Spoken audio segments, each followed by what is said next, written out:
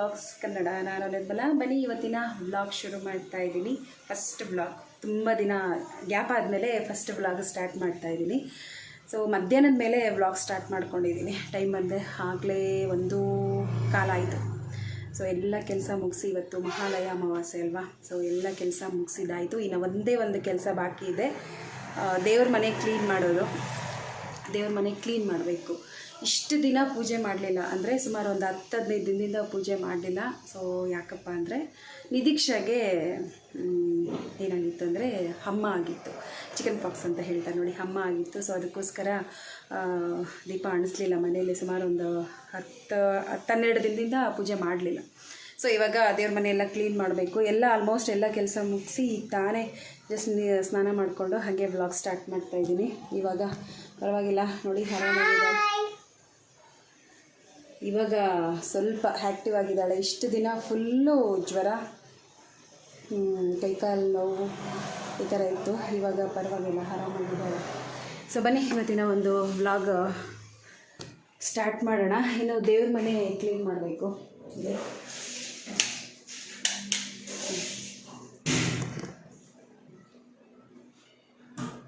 ನೋಡಿ ಯಾವ ಥರ ಆಗೋಗಿದೆ ಅಂತ ಕಾಣಿಸ್ತಾ ಇದೆಯಾ?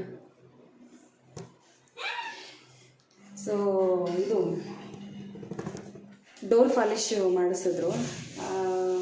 ದೇವ್ರ ಮನೆ ಬಾಗಿಲಲ್ಲಿರೋ ಗಂಟೆಯಿಂದ ಕಿತ್ತಿ ಅಲ್ಲಿ ಕೆಳಗಡೆ ಹಾಕಿದ್ದಾರೆ. ಸೊ ಇವಾಗೆಲ್ಲ ಕ್ಲೀನ್ ಮಾಡಬೇಕು. ಅಮ್ಮ ಇವತ್ತು ಬೇಡ ನಾಳೆ ಮಾಡ್ಕೊ ಅಂತ ಹೇಳ್ತಾ ಇದ್ದಾರೆ. ಬಟ್ ಇವತ್ತು ಅಮಾವಾಸ್ಯೆ, ದೀಪ ಹಚ್ಚಲೇಬೇಕು ಅಂತ ಡಿಸೈಡ್ ಆಗಿ ಹೋಗ್ಬಿಟ್ಟಿದ್ದೀನಿ. ತುಂಬ ದಿನ ಆಯ್ತಲ್ವಾ ಪೂಜೆ ಮಾಡಿ. ಸೊ ಅದಕ್ಕೋಸ್ಕರ ಇವಾಗ ಪೂಜೆ ಮಾಡೋಣ ಅಂತ ಹೇಳಿ ರೆಡಿ ಮಾಡ್ತಾಯಿದ್ದೀನಿ. ನಾನು ಎಲ್ಲ ರೆಡಿ ಮಾಡೋ ಅಷ್ಟೊತ್ತಿಗೆ ಲೇಟ್ ಆಗುತ್ತೆ, ಒಂದು 3 ಗಂಟೆ ಆಗೋಗುತ್ತೆ ದೇವ್ರ ಮನೆ ಎಲ್ಲ ಕ್ಲೀನ್ ಮಾಡೋ ಅಷ್ಟೊತ್ತಿಗೆ. ಇನ್ನು ಸಾಯಂಕಾಲನೇ ದೀಪ ಹಚ್ಚೋಂಥದ್ದು. ಓಕೆ, ಬನ್ನಿ ಇವತ್ತಿನ ವ್ಲಾಗನ್ನು ಶುರು ಮಾಡೋಣ. ನೋಡ್ತಿರೋರೆಲ್ಲ ಒಂದು ಲೈಕ್ ಮಾಡಿ, ನಿಮ್ಮ ಫ್ಯಾಮಿಲಿ, ನಿಮ್ಮ ಫ್ರೆಂಡ್ಸ್ಗೆ ಶೇರ್ ಮಾಡಿ. ಹಾಗೆ ನಿಮ್ಮ ಅನಿಸಿಕೆ ಅಭಿಪ್ರಾಯಗಳನ್ನು ಮರೀತೀರ ಕಮೆಂಟ್ ಮೂಲಕ ತಿಳಿಸಿ. ಹೊಸಬರು ನೋಡ್ತಿರೋರು ಪ್ಲೀಸ್ ಸಬ್ಸ್ಕ್ರೈಬ್ ಮಾಡಿಕೊಂಡು ಸಪೋರ್ಟ್ ಮಾಡಿ. ಓಕೆ, ಸೊ ಬನ್ನಿ ವ್ಲಾಗ್ ಸ್ಟಾರ್ಟ್ ಮಾಡೋಣ. ಎಲ್ಲೊಮ್ಮೆ ಬಾಯಿಲಿ, ಇಲ್ಲೂ ಬಾಯಿಲಿ.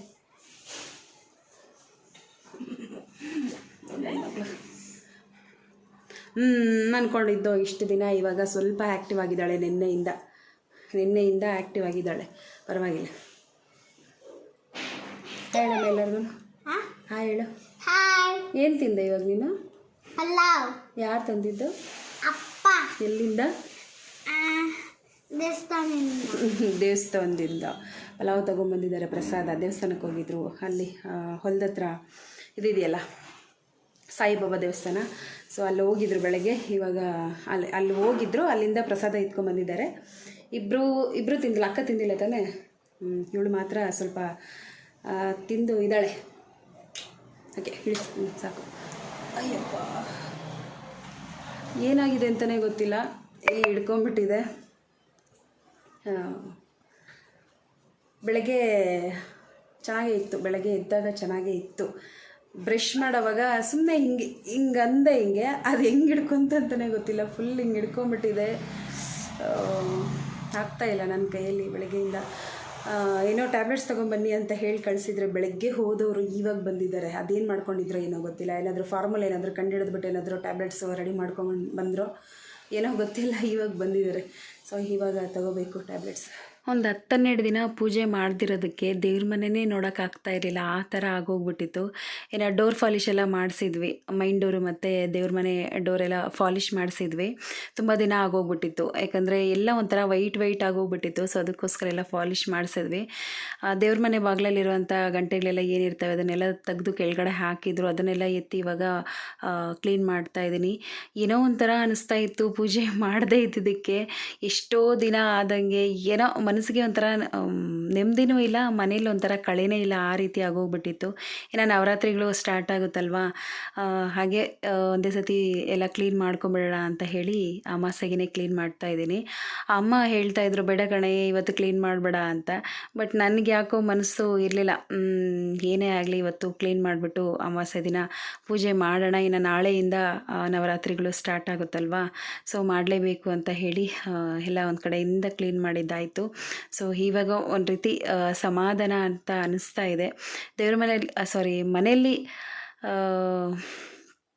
ಒಂದು ಪಾಸಿಟಿವ್ನೆಸ್ ಬಂತು ಅನ್ನೋ ಥರ ನನಗೆ ಫೀಲ್ ಆಗ್ತಾ ಇದೆ. ದೇವ್ರ ಮನೆಯಲ್ಲಿ ದೀಪ ಹಚ್ಚಿದ್ರೆ ಒಂದು ರೀತಿ ಮನೆಗೆಲ್ಲ ಕಳೆ ಅಂತಲೇ ಹೇಳ್ಬೋದು. ಇನ್ನು ನಾನು ಪೂಜೆ ಮಾಡ್ತಾಯಿದ್ದೆ, ಹಾಗೆ ನನ್ನ ತಮ್ಮ ಅಂದರೆ ರಿಲೇಟಿವೇ. ಇವನು ಬಂದಿದ ತಕ್ಷಣ ನಿದೀಕ್ಷೆನ ಅಳಿಸೋದು ಜಾಸ್ತಿ. ಅವ್ನು ನೋಡಿದ ತಕ್ಷಣ ಹೋಗಿ ಅವ್ರ ಅಪ್ಪ ಹತ್ರ ಅವತ್ಕೊಬಿಟ್ಲು ಅವಳು. ಅವರಪ್ಪ ಮಲ್ಕೊಂಡಿದ್ರು, ಬೈತಾ ಇದ್ದ, ಏನೋ ನೆಮ್ಮದಿಯಾಗಿ ಮಲ್ಕೊಳೋ ಕೂಡ ಬಿಡೋದಿಲ್ಲ ಅಂತ ಹೇಳಿ. ಸರಿ ಅವನು ಹೊರಟ. ಮತ್ತು ಹಸ್ಬೆಂಡು ದೇವಸ್ಥಾನಕ್ಕೆ ಹೋಗಿದ್ರಲ್ವ, ಪಲಾವ್ ಒಂದು 2 ಪ್ಯಾಕೆಟ್ ಪ್ರಸಾದನ ತೊಗೊಂಬಂದಿದ್ರು. ನಿರೀಕ್ಷೆ ಮತ್ತು ಯೋಗಿತಾ ಇಬ್ಬರೂ ಒಂದು ಪ್ಯಾಕೆಟ್ ತಿಂದರು, ಇನ್ನೂ ಒಂದು ಪ್ಯಾಕೆಟ್ ಇತ್ತು. ಸೊ ಇನ್ನು ನಾನು ಊಟ ಮಾಡ್ತಾಯಿದ್ದೀನಿ. ಬೆಳಗ್ಗೆ ರಾತ್ರಿ ಬಸ್ಸಾರು ಮಾಡಿದ್ದಕ್ಕೆ ಮುದ್ದೆ ಮಾಡಿದ್ದೆ, ಅದೇ ತಿನ್ಕೊಂಡ್ರು ಎಲ್ಲ. ಇವಾಗ ಮಧ್ಯಾಹ್ನಕ್ಕೆ ಮತ್ತೆ ಇನ್ನೂ ಒಂದು ಸತಿ ರೈಸ್ ಏನಾದರೂ ಮಾಡಬೇಕಾಗಿತ್ತು. ಪಲಾವ್ ಇತ್ತಲ್ಲ, ಸೊ ನಾನು ತಿಂದ್ಕೊಂಡೆ. ಇನ್ನು ಹಸ್ಬೆಂಡ್ಗೆ ರೈಸನ್ನು ರೆಡಿ ಮಾಡಬೇಕು. ಪ್ರಸಾದ ಹೆಂಗಾದರೂ ಇರಲಿ, ನನಗಂತೂ ತುಂಬ ಇಷ್ಟ ತಿನ್ನೋದಕ್ಕೆ. ಹಾಗೆ ಊಟ ಮಾಡ್ತಾಯಿದ್ದೆ. ನಿರೀಕ್ಷೆ ಬರೋದು ಹೋಗೋದು ಮಾಡ್ತಾಯಿದ್ಲು. ಅವಳಿಗೂ ಒಂದೊಂದು ತುರ್ತು ಬಾಯಲ್ಲಿ ಇಟ್ಕೊಂಡು ನಾನು ಸಹ ಹಾಗೆ ಊಟ ಮಾಡ್ತಾಯಿದ್ದೀನಿ. ತುಂಬ ಚೆನ್ನಾಗಿತ್ತು. ಜೊತೆಗೆ ಹಪ್ಪಳ ನೆಂಚ್ಕೊಂಡು ತಿಂತಾಯಿದ್ದೀನಿ. ತುಂಬ ಚೆನ್ನಾಗಿತ್ತು. ಮಧ್ಯಾಹ್ನ ಆಗೋಗಿತ್ತು, ಒಂದು 3-3:30 ಟೈಮು.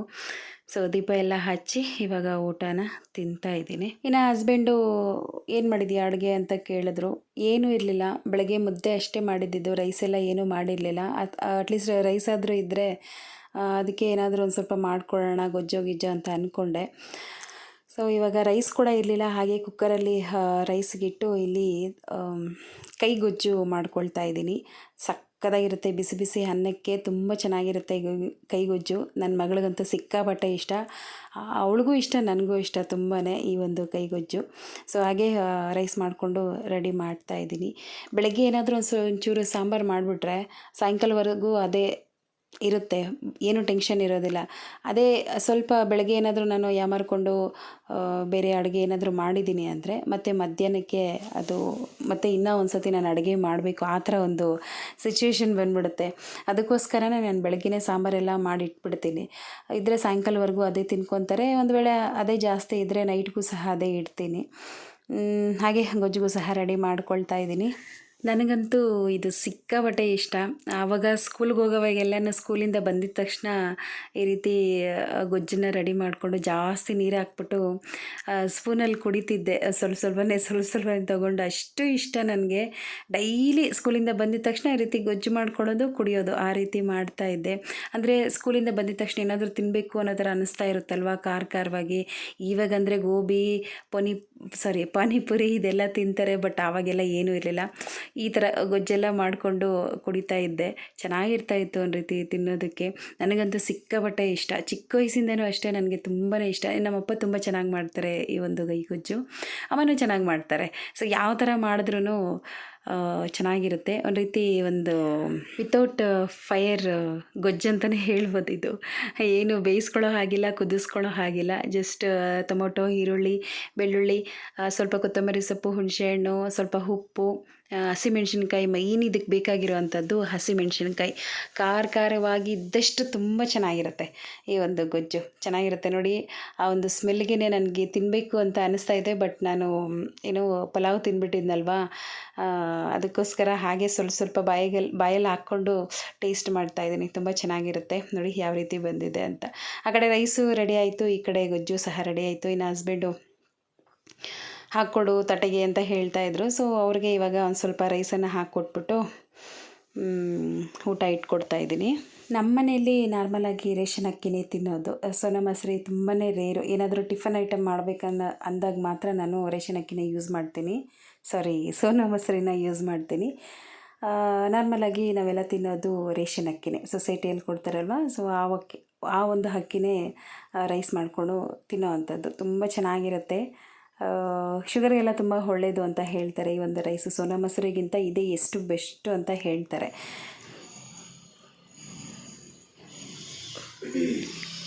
ನೋಡಿ ಫ್ರೆಂಡ್ಸ್, ಐಸ್ ಕೇಕ್ ಇಸ್ಕೊಂಬನ್ನಿ ಅಂದರೆ ಐಸ್ ಕ್ರೀಮ್ ಇಸ್ಕೊಂಬಂದಿದ್ದಾರೆ. ಅದನ್ನೇ ಐಸ್ ಕೇಕ್ ಅಂದ್ಕೊಂಡು ತಿನ್ಬೇಕು ನಾನು. ತಿನ್ನಬೇಕಮ್ಮ? ಬೇಡ, ಒಂದು ಸ್ವಲ್ಪ ತಿನ್ನಿ.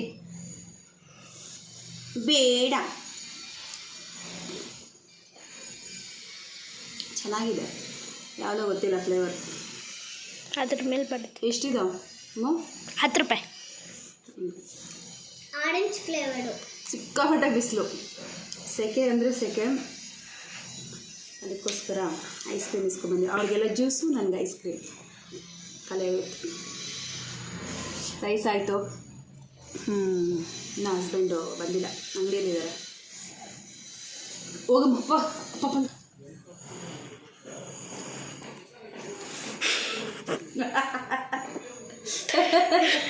ಆಫ್ ಮಾಡು.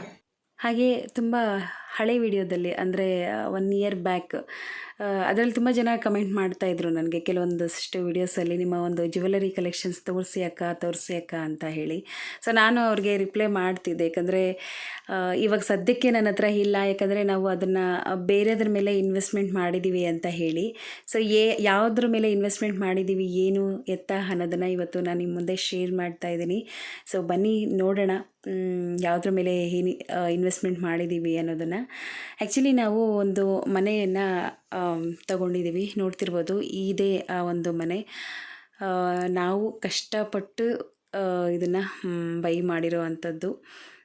ಆಲ್ರೆಡಿ ಪೇಂಟಿಂಗ್ ಎಲ್ಲ ಆಗಿದೆ, ನೋಡ್ತಿರ್ಬೋದು ಯಾವ ರೀತಿ ಕಾಣಿಸ್ತಾ ಇದೆ ಅಂತ. ಹಾಫ್ ಸೈಟು ನಾವು ತೊಗೊಂಡಿರೋ ಅಂಥದ್ದು ಮನೆ, ಹಾಫ್ ಸೈಟಲ್ಲಿ ಕಟ್ಟಿರೋ ಅಂಥ ಮನೆಯೇ ತೊಗೊಂಡಿರೋ ಅಂಥದ್ದು ನಾವು. ಸೊ ಮೊದಲಿಗೆ ಇಲ್ಲಿ ಬೇರೆಯವರು ಇದ್ದರು, ಅವರು ನಮಗೆ ಸೇಲ್ ಮಾಡಿ ಹೋಗಿದ್ದಾರೆ. ಇಲ್ಲಿ ನೋಡ್ತಿರ್ಬೋದು ತುಂಬ ಚೆನ್ನಾಗಿದೆ, ನನಗಂತೂ ತುಂಬಾ ಇಷ್ಟ ಆಯಿತು ಈ ಒಂದು ಮನೆ. ಪೇಂಟಿಂಗ್ ಎಲ್ಲ ಆಲ್ರೆಡಿ ಎಲ್ಲ ರೆಡಿ ಮಾಡಿ ಇವಾಗ ಬಾಡಿಗೆಗೆ ರೆಡಿಯಾಗಿ ಇದೆ ಈ ಒಂದು ಮನೆ. ನೋಡ್ತಿರ್ಬೋದು ಇದು ಒಂದು ಹಾಲು ನೋಡಿ, ಈ ರೀತಿ ಇದೆ. ಅನಂತರ ಅದರ ಪಕ್ಕದಲ್ಲೇ ಕಿಚನ್ಗೆ ರೀಸೆಂಟಾಗಿ ಒಂದು 2 ದಿನದ ಹಿಂದೆ ವುಡ್ ವರ್ಕು ಮಾಡಿಸಿರೋವಂಥದ್ದು. ಚೆನ್ನಾಗಿದೆ. ಯೆಲ್ಲೋ ಕಲರ್ ಕಾಂಬಿನೇಷನಲ್ಲಿ ವುಡ್ ವರ್ಕನ್ನು ಮಾಡಿಸಿದ್ವಿ. ತುಂಬ ಅಂದ್ರೆ ತುಂಬ ಗಲೀಜು ಮಾಡಿಬಿಟ್ಟಿದ್ರು. ಎಷ್ಟು ಕ್ಲೀನ್ ಮಾಡಿದ್ದು ಗೊತ್ತಾ, ಕಿಚನ್ನು ಮತ್ತು ಹಾಲು, ಲಿವಿಂಗ್ ಏರಿಯಾ ಇದೆಲ್ಲ ತುಂಬಾ ಸಿಕ್ಕಾಪಟ್ಟೆ ಗಲೀಜು ಮಾಡಿಬಿಟ್ಟಿದ್ರು. ಸೊ ಎಲ್ಲ ಕ್ಲೀನ್ ಮಾಡಿ ಪೇಂಟಿಂಗ್ ಎಲ್ಲ ಆಗಿದೆ. ಇದು ಬಂದು ದೇವ್ರ ಮನೆ ನೋಡಿ, ಯಾವ ರೀತಿ ಕಾಣಿಸ್ತಾ ಇದೆ. ಪುಟ್ಟದಾಗಿದ್ದರೂ ನೋಡೋದಕ್ಕೆ ತುಂಬ ಚೆನ್ನಾಗಿದೆ. ಸೊ ಅನಂತರ ಇದು ರೂಮು, ಸಿಂಗಲ್ ಬೆಡ್ರೂಮು, 1 BHK ಅಂತ ಹೇಳ್ತಾರೆ ನೋಡಿ. ಸೊ ಆ ರೀತಿ ಇದು ಬಂದು ಬೆಡ್ರೂಮು. ಅನಂತರ ಪಕ್ಕದ ಅಟ್ಯಾಚ್ ಬಾತ್ರೂಮೇ ಇದೆ ಇದಕ್ಕೆ. ಚೆನ್ನಾಗಿದೆ, ನೋಡೋದಕ್ಕೆ ಮಾತ್ರ ತುಂಬ ಚೆನ್ನಾಗಿದೆ. ಮನೆ ದೊಡ್ಡದಾಗಿ ಆರಾಮಾಗಿ ಒಂದು ಫ್ಯಾಮಿಲಿ ಇರ್ಬೋದು, ಅಷ್ಟು ಮಾತ್ರ ಇದೆ. ನನಗಂತೂ ಪರ್ಸ್ನಲಿ ತುಂಬ ಇಷ್ಟ ಆಯಿತು ಮನೆ ಇದು. ನನಗೆ ಒಂದು ಕನಸಿತ್ತು, ಎಲ್ಲಾದರೂ ಒಂದು ಸೈಟ್ ತೆಗಿಬೇಕು, ಒಂದು ಮನೆ ತೆಗಿಬೇಕು ಅಂತ. ಫೈನಲಿ ನನ್ನ ಒಂದು ಕನಸು ನನಸಾಯಿತು. ತುಂಬ ಕಷ್ಟಪಟ್ಟು ಈ ಒಂದು ಮನೇನ ತಗೊಂಡಿರೋ ಅಂಥದ್ದು. ಸೊ ನಮ್ಮದು ಅಂತ ಆಯಿತು, ಏನೋ ಒಂಥರ ಖುಷಿ ಅಂತ ಅನ್ನಿಸ್ತಾ ಇದೆ. ಹಾಗೆ ವುಡ್ ವರ್ಕನ್ನು ಮಾಡೋ ಅಂಥವರು ಕಬೋರ್ಡ್ ಮಾಡಿ ತೊಗೊಂಬರ್ತಾ ಇದ್ದಾರೆ ಬೆಡ್ರೂಮಲ್ಲಿ ಇಡೋದಕ್ಕೆ.